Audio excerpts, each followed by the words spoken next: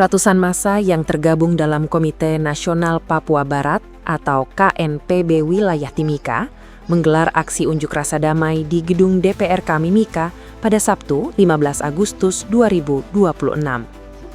Massa aksi mengawali pergerakan dari beberapa titik, seperti Bundaran SP2 dan Bundaran Petrosea, sebelum akhirnya melakukan long march menuju kantor DPRK Mimika. Sepanjang jalan, massa yang terdiri dari orang dewasa hingga anak-anak tampil mengenakan pakaian tradisional serta atribut khas dan menyuarakan Papua Merdeka. Sambil membawa simbol salib merah dan membentangkan spanduk, massa menyuarakan aspirasi terkait isu darurat militer dan kemanusiaan di tanah Papua.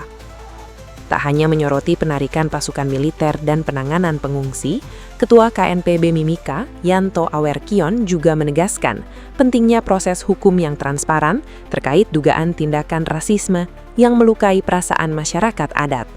Memediasi rakyat Papua mengingat tanggal 15 Agustus tahun 1962 sebagai hari perjanjian New York Agreement.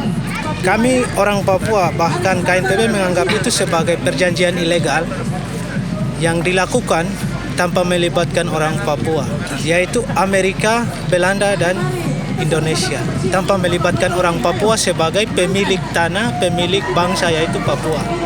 Kembali lagi kami akan sampaikan terus kepada dunia, bahkan Indonesia, bahwa situasi Papua hari ini dalam kondisi darurat militer dan kemanusiaan.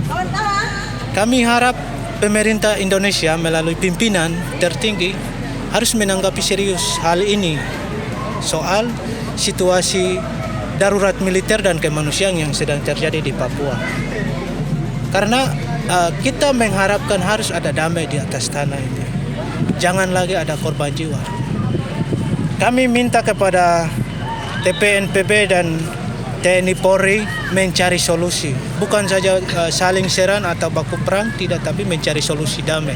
Tidak mengorbankan orang Papua sebagai pemilik tanah, tidak mengorbankan orang non-Papua.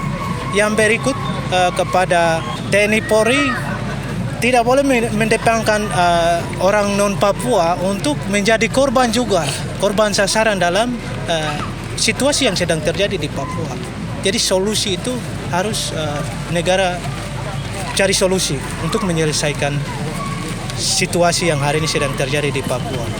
Ini adalah bulan rasisme, pandangan negara Indonesia terhadap orang Papua, rasisme. Sehingga jika negara Indonesia menganggap orang Papua adalah pemilik tanah ini, menghargai kami sebagai pemilik tanah. Aspirasi massa diterima Ketua DPRK Mimika, Primus Natikapayerau, di pelataran Gedung Dewan. Primus menegaskan bahwa aspirasi masyarakat ini akan diteruskan ke pemerintah pusat sesuai mekanisme dan aturan yang berlaku.